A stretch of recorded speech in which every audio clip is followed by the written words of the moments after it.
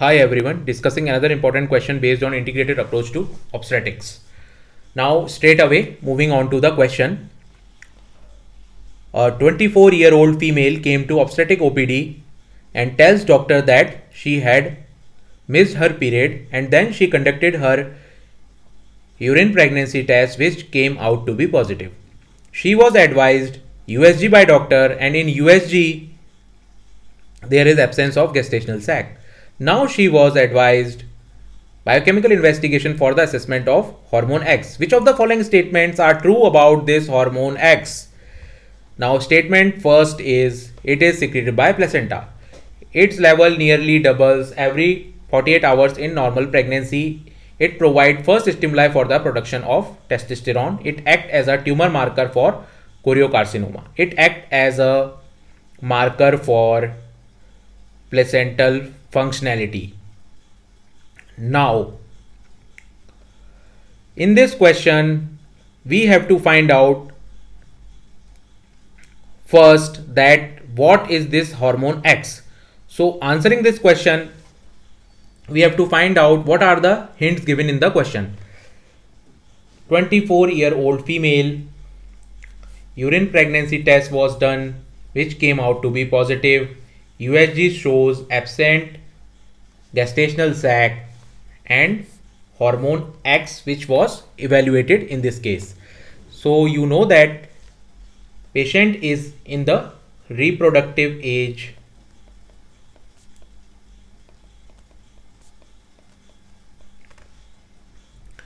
and after the urine pregnancy test she was advised USG and weigh her.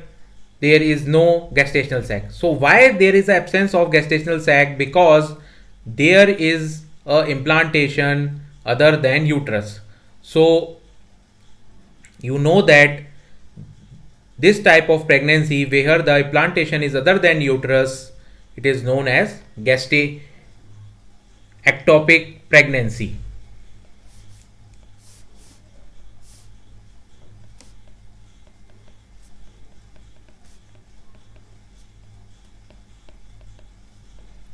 Now, which hormone is used to differentiate between intrauterine pregnancies and ectopic pregnancies?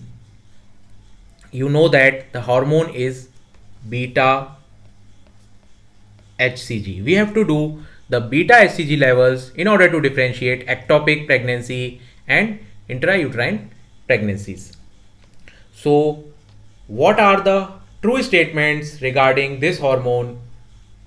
So you know that this hormone is X which is given in the question. So what are the statements which are correct about this hormone? It is secreted by placenta. So this statement is correct. It is actually secreted by placenta and from syncytial trophoblast.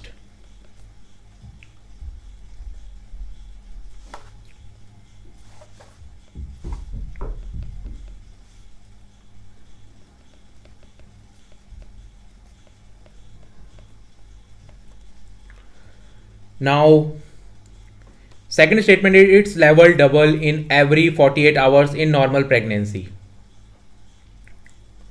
This statement is also correct because you know that in normal pregnancy levels of HCG doubles or nearly doubles in 48 hours. So try to remember this value. This can be a individual or a one-liner question in your examination. It provides first stimulus for the production of testosterone. So you know that this hormone provides the first stimulus for the production of testosterone. This statement is also correct. It acts as a tumor marker for choriocarcinoma. Now understand this, choriocarcinoma is actually a type of trophoblastic neoplasia, and you know that beta HCG is produced from syncytial trophoblast. So since this tumor is arising from a trophoblast, this is a tumor marker for choriocarcinoma. This statement is also correct. it acts as a marker for placental functionality. Now this statement is wrong. Why? Because you know that, see the graph here, you know that levels of HCG are maximum at 10 weeks and they tend to fall at the minimum level at 16 weeks. So we cannot assess the functionality as the levels are high at one time and they decrease after some time. So we need a marker which continuously increases, or its levels continuously increases as the pregnancy advances. So marker for placental functionality is HPL, human placental lactogen. So try to remember this, beta HCG is not a marker for placental functionality. Answer to this question is first, second, third and fourth statement are correct. C option is the answer to this question. Now moving on to some of the important points which can be framed from these questions or which are related to this question. So try to remember this: value of HCG in the serum at which gestational sac is 100% seen on USG.